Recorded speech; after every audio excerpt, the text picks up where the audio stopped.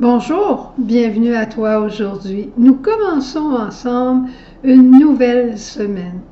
Aujourd'hui, dans la première lecture, on retrouve un homme extraordinaire, un héros genre Hollywood, charismatique, beau, roux, populaire, qui fait des choses que personne ne peut faire.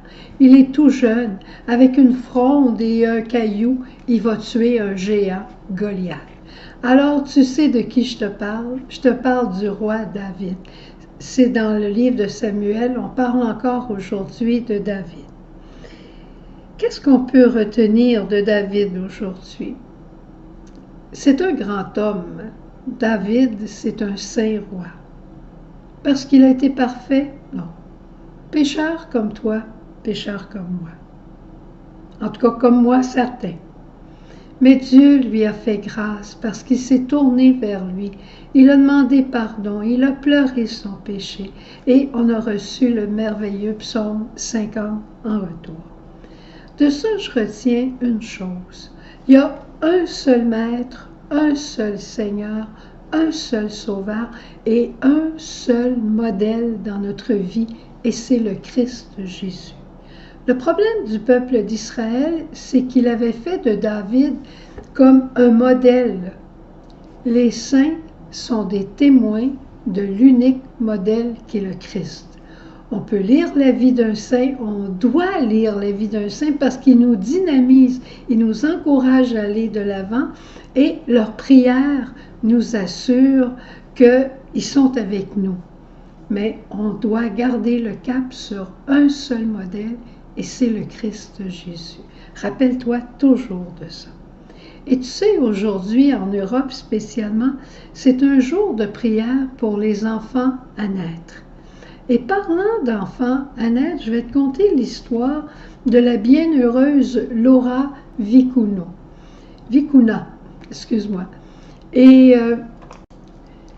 Et j'ai pensé que, en tout cas, quand moi je vais faire le message, je vais regarder quel est le saint ou la sainte du jour, juste pour en regarder un peu quelques événements de la vie de cette personne, pour que ça nous stimule, que ça nous encourage à aller de l'avant.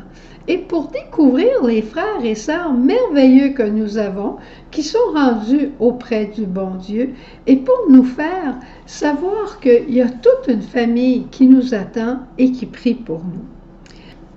Alors, je te raconte l'histoire de la petite Laura Vicuna. Elle est née en 1891 à Santiago, au Chili. Son père était un noble militaire et il a épousé Mercedes, une humble couturière.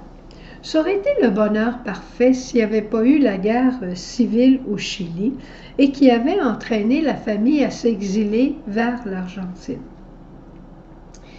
Pendant la guerre, le papa meurt au combat. Et voilà que la maman se demande comment elle va survivre avec deux petites filles. Alors elle décide d'aller être employée par un riche propriétaire qui lui demande, en retour de la faveur d'éduquer ces deux jeunes filles et de les envoyer chez les sœurs Marie Auxiliatrices, il demande à la dame, à la maman, de devenir sa concubine.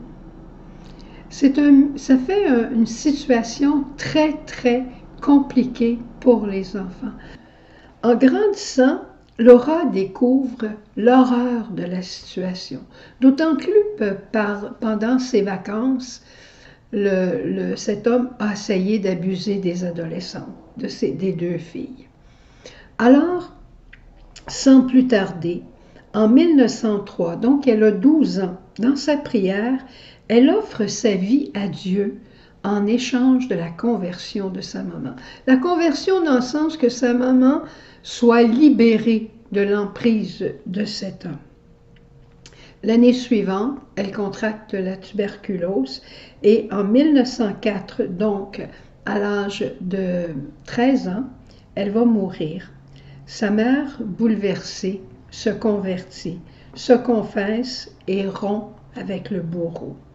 Et Laura va être béatifiée en 1988 et elle devient la protectrice des familles en difficulté. Et c'est pour ça que j'ai voulu te raconter cette histoire. C'est merveilleux, une petite fille de cet âge-là qui voit la situation et qui fait appel à Dieu. Et combien il y en a de jeunes aujourd'hui qui sont dans des situations identiques, pas juste similaires, identiques. Des mamans qui sont dans des situations épouvantables. On n'a qu'à lire les journaux pour le savoir, puis entendre des histoires, des gens qui appellent pour demander la prière. Mais ce qui est extraordinaire, c'est que la prière de la petite, l'offrande qu'elle a faite de sa vie, elle s'est tournée vers Dieu et il y a eu un déroulement à toute cette histoire. Beaucoup de nos jeunes enfants, en tout cas ici au Québec et ailleurs dans le monde, ont ces problèmes et ne savent pas vers qui se tourner. Si toi et moi, on se tournait aujourd'hui vers Dieu en leur nom, c'est ça aussi notre mission de suppléance, se tourner vers Dieu en leur nom pour demander leur libération. Jésus est notre vrai libérateur. Amen. Bonne journée de suppléance.